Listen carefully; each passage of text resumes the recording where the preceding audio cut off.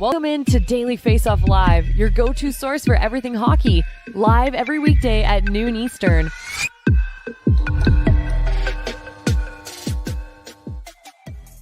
What's up, everybody? Welcome into a Friday, June 16th edition of Daily Faceoff Live, just over 2 weeks away from the opening of free agency. And next week, you will begin to hear some more trade talk and news as teams wrap up their pro scouting meetings this week. Welcome into Daily Faceoff Live, brought to you by Betano. The game starts now at betano.ca, 19 plus. Please play responsibly. He's former NHL netminder, current Daily Faceoff analyst, Mike McKenna. Mike, did you survive your trip to Vegas? I did. You know what? A few people tried their best to put me down, but I managed to get to bed, and my flight was only a little delayed. So I got about 3 hours of sleep, played hockey, and here we are.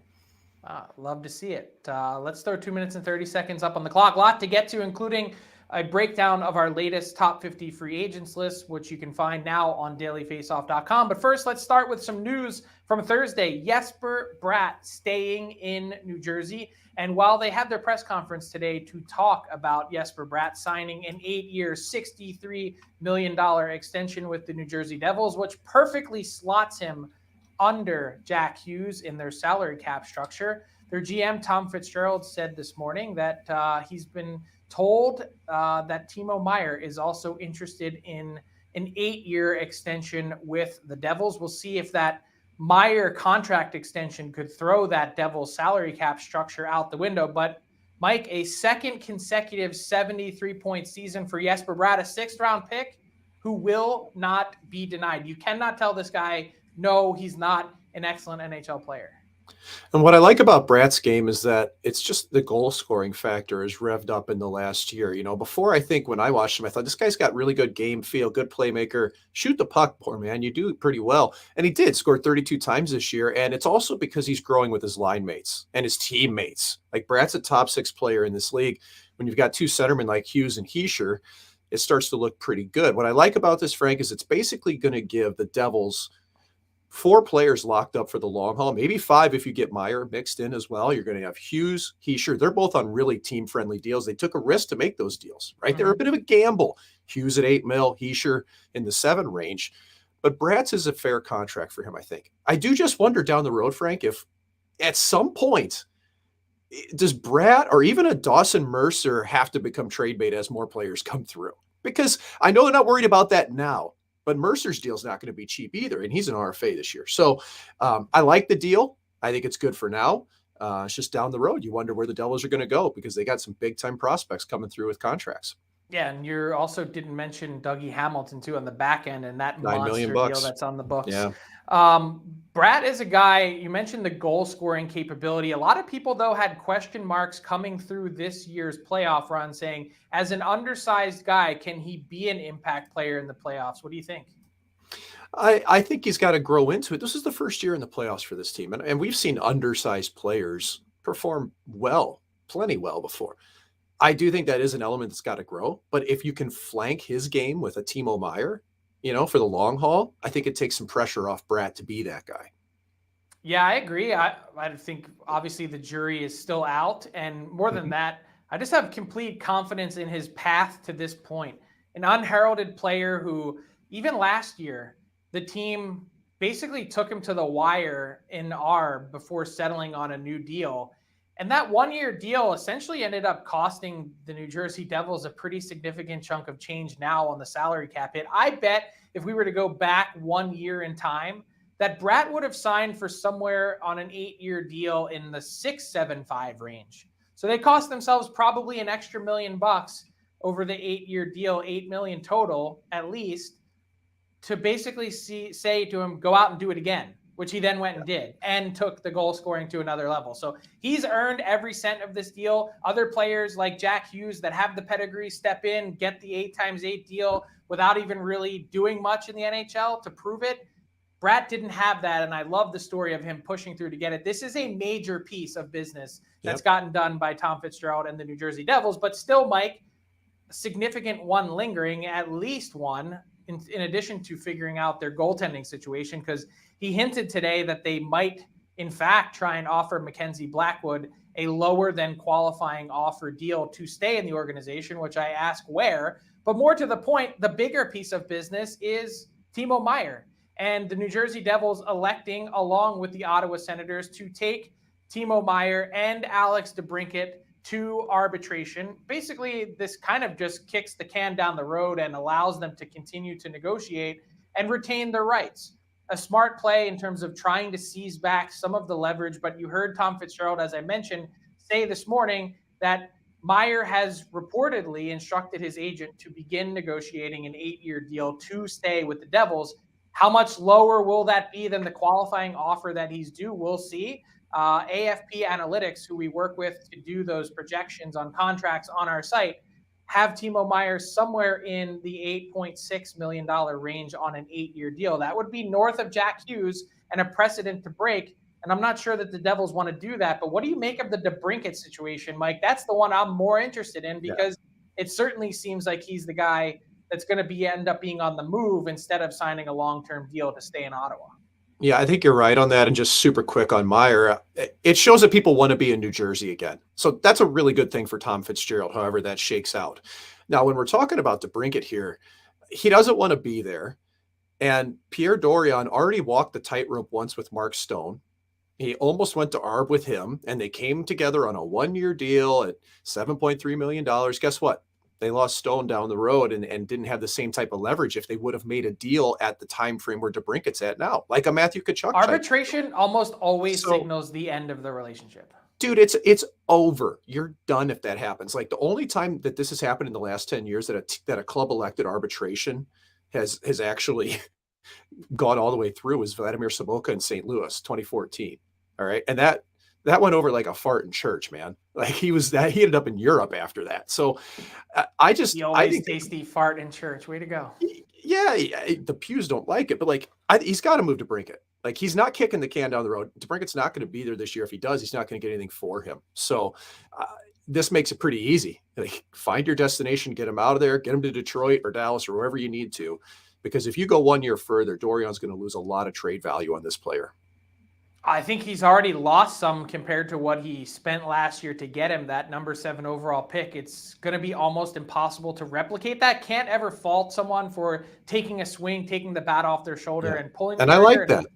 Hoping that you could re-sign that guy, but it certainly seems like that's not going to be the case. And I wonder, Mike, is this possibly a blessing in disguise, knowing what their cap structure might look like? How many $8 million players can one team afford? Yeah, and bottom line, is DeBrincat worth it, man? Like, last year, I don't think he performed like a player that thinks he's going to get $9 million. He didn't at all. So is he going to bounce back and score 40 again? Maybe somewhere else. But Ottawa's got some big-time players. Pinto moving through. Go on down the list that are going to need contracts. So I feel you on that one, man. It's a tightrope, but it could be good for them long haul, especially if he never rebounds and finds his game, despite having good line mates this year. Yeah, and someone's probably looking at this elsewhere and saying, this is a 2-time 40-goal scorer that's in his mid-20s. That let's get this guy in our organization. Hello, Detroit Red Wings. They could certainly use a scorer like that, by the way, from Michigan. Wanted to talk quickly, a small news item that came up on Thursday that I found really fascinating, Mike, for the trickle-down effect. And that is the Tampa Bay Lightning are set to sell a minority share of their team at an NHL record valuation of $1.4 billion.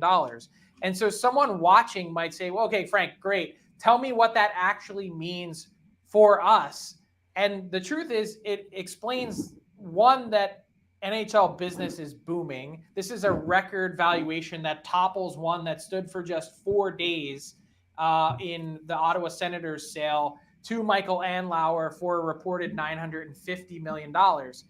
2, the Tampa Bay Lightning are a mid-market team valued by Sportico as the 15th most valuable in the NHL, previously at $910 million back in November. So to go from 910 to 1.4 is a huge swing. So what does that mean in the here and now? Well, it also means something for Michael Andlauer, as mentioned, who's buying the Sens, which I have a theory as to this is exactly why it ended up leaking out, this news, is that Andlauer holds a reported 20% stake in the Montreal Canadiens, which he must now liquidate in order to buy the Sens. You can't own 2 teams at once. unless you're a private equity firm that has no say in the operation, Michael Andlauer is going to be the principal partner here. So he has to unload 20% in the Canadiens. And if the Lightning are worth 1.4, then what does that mean the Montreal Canadiens are worth? Probably $3 billion. Yep. So, a lot of cake, man. Yeah. So basically, if you're boiling it down, two things, Mike. One, Michael Andlauer is going to recoup a significant chunk of what he's spending on the Sens just getting back from the Habs. And two, this is an unbelievable investment for Jeff Vinik, who, if you're doing the math on the back of a napkin, he bought the Lightning in 2010 for $170 million. And yes, there's been some cash calls and investments and infrastructure things I'm sure that he's written big checks for along the way. But selling more than 20% of your team at $1.4 billion valuation means that you've collected all of that $170 million, put it back in your pocket, and now you still own 70+% of this team with house money. Yeah, dude, it's gravy train from here. I mean, I was in the Tampa organization in 2008-9, and it was an absolute disaster. Len Barry, Oren Colas owned it. We changed payroll providers 3 times because they were trying to move money around. It's not just Vinik, though. Like, I think about this as the whole league, Frank. Like, do we see more owners start to divest small portions like this? I mean, I think it's because a real question. Because it's so valuable, you can still keep some skin in the game. Look at today, they announced the Charlotte Hornets. Michael Jordan is selling his stake. He bought in at $275 million. It's now worth $3 billion. Yeah. Well, that's a guy who needs more money. I get it. Yeah. He's cashing out, though. you can still own some percent of the team and cash out. So just another reminder, Mike, for whenever the NHL decides to cry poor again in 2026 with the next lockout, that there has been no better place on the planet for anyone to park their money than in a pro sports franchise. And it's a country club in the first place. You don't buy a team to make money on the back end. Like they do, I get it. And if you're writing checks anyway, let's say you're the Florida Panthers and you're Vinny Viola and you've been writing a $50 million check per year to float this team, it's just a nice tax write-off in the meantime. Sure. While the valuation is going up. Yeah, you get your money back from it anyway. You're in the country club, and yet the players' salaries pretty much flat, man. So let's get going on that CBA. How many years down the road from now? 2026. Just saying. Not saying, just saying. And also a reminder, too, that in this flat cap environment, the average league salary is still below what it was in 2019-20 pre-pandemic. So, yep. Jeez, I was almost playing then. Have gotten taken to the woodshed. Let's talk Vegas Golden Knights. You're just back. Obviously, they're hoisting the Stanley Cup. They're not thinking about off-season mode. They're just coming out of their hangover. But, Mike, when you consider this team, what is their number one priority heading into the summer?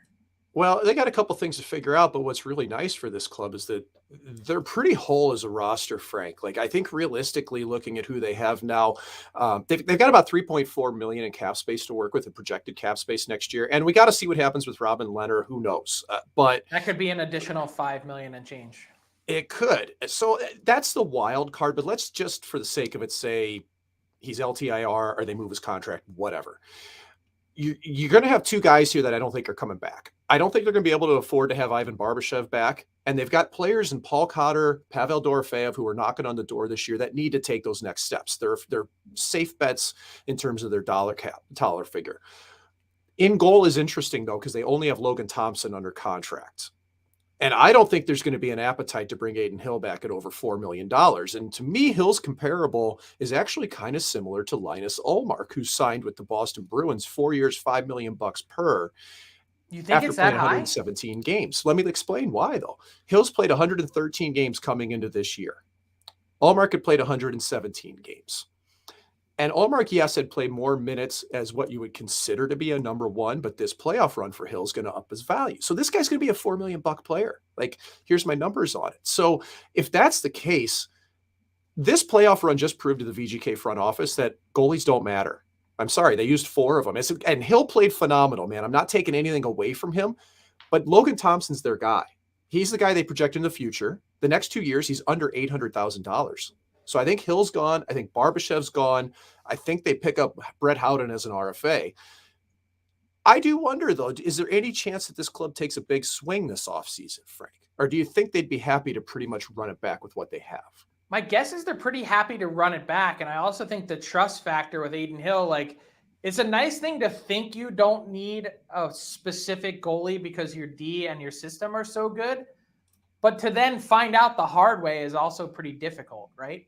So I think you're going to see, yeah, but I think I could easily see Thompson and Brossois getting a contract at $2 million or $2.5 million. And just have those two go forward and have Hill right off into the sunset somewhere else. I could see that happening because you're going to have Ottawa, Carolina. They're going to need number 1 guys or number 1As. He's right in that price range. Cup winner. You know how people like that. So I'm just spitballing here, but I think Thompson's their guy, and I think that they're less concerned about their number 2. Wow. Yep. Thompson on an unbelievable contract for the next couple years. I would imagine that obviously you look at Laurent Brossois, he'd cost a lot less. So, wow. Interesting spot to be in for the Vegas Golden Knights. Speaking of contracts and dollars, let's dive into icebreakers with a breakdown of our new top 50 free agents board. And before we do that, Mike, if you've got a question for us and you're following along on the YouTube stream, throw it into the chat. Hashtag AskDFO. We're going to get to your questions just on the other side of this chat.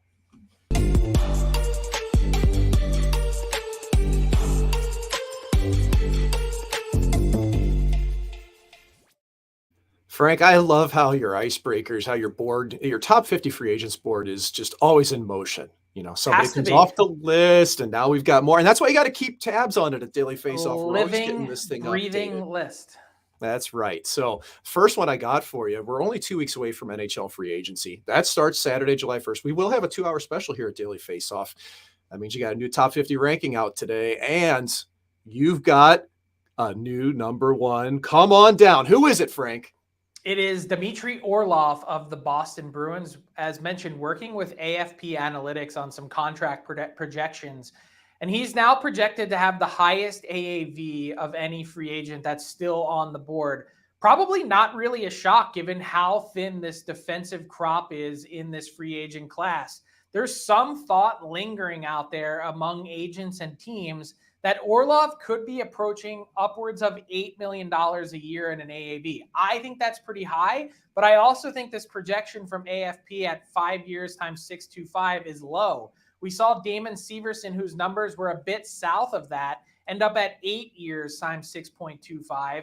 And Severson, yes, of course, he's a little bit younger, but Orlov has showed in his brief time in Boston some offensive flair that he really didn't have when he was with the Washington Capitals, at least this season. He scored almost as many points in 23 games with the Bruins as he did in 43 with the Caps, plus added north of a point per game at 8 points in their 7-game series, their first round loss to the Florida Panthers. So Orlov, that sound you hear is him cashing in what is a thin crop, with the next guy available on the defense market is Ryan Graves. And then you have to go all the way down to number 17 or 18 with Scott Mayfield, and beginning that next tier of defensemen, including guys like Matt Dumba and John Klingberg. So it's not a great year to be on the market for defensemen.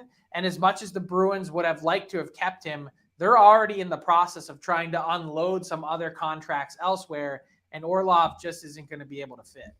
Yeah, when demand outweighs supply, Frank, that drives prices up. Hey, economics. That's that St. Lawrence education right there. That's it, man. I could do yield curves, demand curves all day. Well, 20 years ago at least. So, all right, we just watched the Stanley Cup Finals. There's definitely teams that are players that have upped their value. We talked about Aiden Hill. I think he'll be north of $4 million for sure. But who else do you think has upped their own contract level on this next one that they'll sign in the offseason? Yeah, just coming out of the Vegas Golden Knights, it would be Ivan Barbashev. He had a fantastic playoff run for the Golden Knights. You look here, 22 games played, 18 points. A guy that really had a scoring touch in St. Louis, now a 2-time Stanley Cup champion, was a big part of that team's run back in 2019. And when you look at Barbashev, a couple years ago, 26 goals, 60 points. the start of this year was incredibly slow for him in St. Louis, and people weren't really sure what to make of him. I think he's now taken off in a big way offensively, and that run proved that he's got some elements to his game that make him a really attractive player. So Barbashev has jetted up into the top 10 on our free agents list. He checks in at number 9, and I think a really, dependent on price, of course, Mike, a sneaky good addition to a team that I think he's one of those guys that helps you win. Yeah, I agree. And I tell you what, though, regular season Barbashev is different than playoff Barbashev. And you really saw this year. You saw it with St. Louis when they won their cup in 2019 as well, but brings a physical element, and he's got good hands around the net. So let's flip this over to a surefire Hall of Famer that we got some question marks about. Patrick Kane, he just recently underwent hip surgery. He might miss 4 to 6 months. Do you think he's going to sign somewhere right away on July 1st, or is this a longer play? I would think it's a longer play. Just in talking to some teams around the league, Mike, they were really surprised at the surgery path that Kane went down.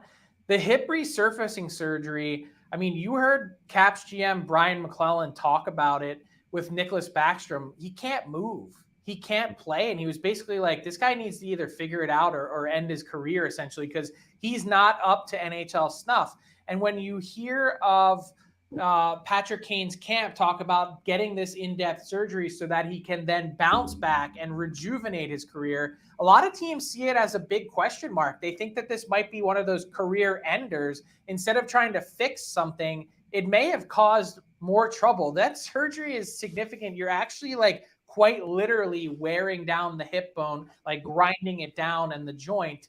It's an ugly, labor-intensive rehab. And I'm sure Kane's up to the task. No one's ever questioned his desire and competitive fire and love of the game. It's just that he was kind of a shell of himself in that first round series for the New York Rangers. Clearly the hip is an issue. And my thought process is, if there's one team that's going to go out on an absolute limb and sign Patrick Kane sight unseen, essentially, this summer, it would probably be the Buffalo Sabres, the hometown team. Maybe you throw a couple $1 million at him when you have tons of salary cap space, clearly for a team going in the right direction. Other than that, I think it's going to come down to Patrick Kane looking in November and December and saying, these are the teams that are off to a great start. I'd like to go chase a Stanley Cup there. And I think the teams are going to want to see Patrick Kane skating and get a view of that before committing what little cap space they have left to him. Regardless, if he waits until November or December to make a decision, almost all of that cap space is going to be spent. Teams generally spend 96 to 97% of all total available dollars, and that probably means that Kane's looking at a short-term, short money deal to work his way back into the NHL. But as mentioned, Mike, it's a long road ahead. Yeah, bottom line, nobody's had hip resurfacing surgery and come back and been the same. Kessler didn't even play. Jovanovski, not the same. Backstrom, same way. Huge question marks. I'd want to see it too. So real quick to wrap this a little bit down the road, we got the unusual Group 6 free agents out there. I got my eye on Joey Daccord, goaltender in the Seattle Kraken franchise, but you've got somebody else that may have some teams interested. By the way, side note, you mentioned the Kraken. They're also looking to move Chris Driedger, probably not a surprise, also coming off of significant injury. But on the Group 6 free agent front, we already saw Mikey Eyssimont re-sign with the Tampa Bay Lightning, a 2-year deal. He was a pending Group 6 free agent. And Matthew Phillips of the Calgary Flames is another one who has, I believe, generated some interest on the market. Look, you take a look at his AHL numbers, 36 goals, 76 points, back-to-back years inside the top 10 in AHL scoring, someone who hasn't gotten a crack at the NHL level under Daryl Sutter, and really wants and is ready for an opportunity. The Flames want to keep him. Craig Conroy and Ryan Huska have a youth movement afoot, and they're trying right now to convince Phillips to stay, but because he hasn't gotten that shot and he's 25 years old, he is in line to become a total UFA on July 1st. It's the undersized 5'7" frame that's held him back to this point, at least in terms of a lot of teams believing he can be an impact NHL guy. But we've already seen small, undersized guys come through the Calgary Flames organization, go elsewhere, and block Marty St. Louis. St. Louis. That would be one. So I were Matthew Phillips, I'd say it's hard now, given your run in the organization, to convince me, even with new guys, that I'm going to get an authentic shot. I'd like to see someone somewhere else step up and put some money on the line in a one-way guaranteed deal to take a chance on me, knowing that I'm going to get a real authentic opportunity. Take Craig Conroy at his word. But to me, when I look at Matthew Phillips, I'm like, why not? Why wouldn't you give that guy a chance? Clearly a talented guy. Has the well been poisoned? Fascinating stuff, Frank, as usual. Great job on this week's Icebreakers. That'll wrap it for this segment.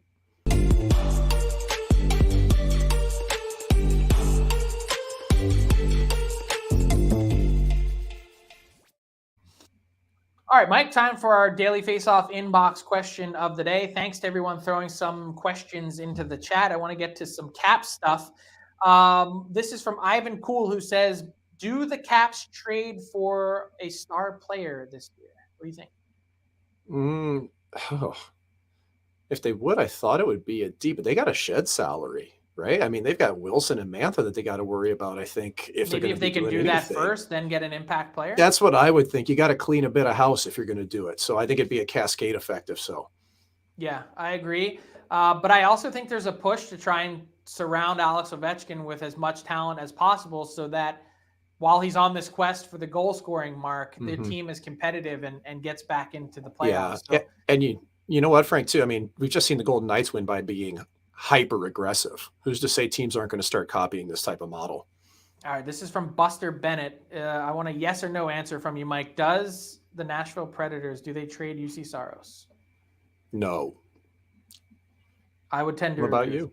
Yeah. Okay. I don't think they do. And I have no evidence yet so far that they've even entertained or engaged that idea. Last one from JB in Philadelphia. He says, back at the trade deadline, Kevin Hayes was a top 5 target. On the last pod, it sounds like Columbus is targeting bigger fish. What happens with the Flyers and Hayes? Is a buyout on the table? I'll take that one, Mike. He's basically, I don't think the Flyers would buy him out. I don't think it makes any sense given the term remaining. Here's what I'll tell you, JB.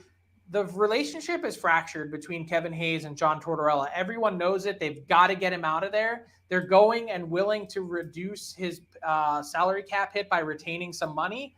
Will someone step up with an offer that entices Danny Briere, who, by the way, talking to other GMs, seems to really be antsy to make some trades? So, JB, I would say Kevin Hayes not long for Philly. Thanks to everyone who's watching on the YouTube stream and throwing questions into the chat. That brings us to garbage time, Mike. And I just wanted to share with everyone, I had a chance to watch the Once Upon a Time in Anaheim.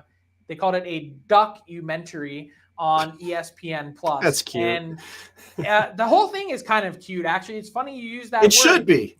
Because this is still a franchise that was founded based off of a movie, and a Disney movie at that. And so it's a short documentary on ESPN+.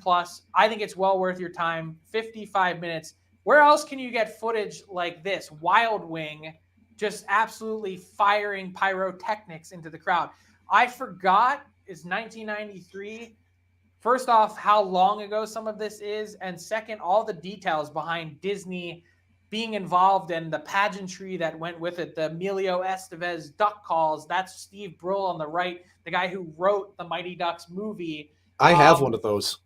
It's I have an one of those duck calls. amazing story, Disney getting into the hockey business and kind of the success that they had too. This expansion franchise, when the rules weren't as favorable, they got to the Stanley Cup final 10 years later in 2003, finally won it, although not as the Mighty Ducks in 2007. And Mike, I kind of wish they would go back to the early days with the Ducks, but some great footage in there of the players rolling through Disneyland, downtown Main Street on a parade float, and people being like, that doesn't look like the guys from the movie. And it's like, no, that's Charlie a Conway. hockey team. That's a hockey team that's actually playing down the street in the real big boy NHL. So well worth your time to check it out if you have the opportunity on ESPN Plus this weekend.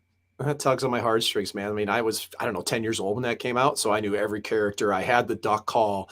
Those jerseys sold like hotcakes, man. That's a real trip. But it's just too bad that number 2 and 3, those movies sucked so bad compared to the first one. I don't know. I was kind of a sucker for. You're a little younger than I am, though, Frank. Yeah, I was so wrapped up into the Mighty Ducks world, and also, You mentioned the merchandise. Disney made that the hottest selling merchandise of the entire pro sports world those first couple years, more than anything in the NFL or NBA or Major League Baseball, which is kind of amazing when you think about it. The sad part for Disney, or if you can call it sad because it's such a giant conglomerate, they bought the Mighty Ducks for a $50 million expansion fee and sold them in 2004, heading into the lockout, for $75 million. So I guess a 50% return on investment.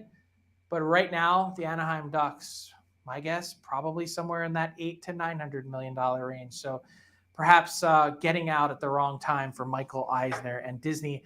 Fire it up, Mike, if you have a chance, the documentary, and fire up the weekend, because that'll do it for today's edition of Daily Faceoff Live. We'll be back Monday, 12 noon Eastern. Until then, have a great weekend and keep it locked on dailyfaceoff.com for all the latest news around the league.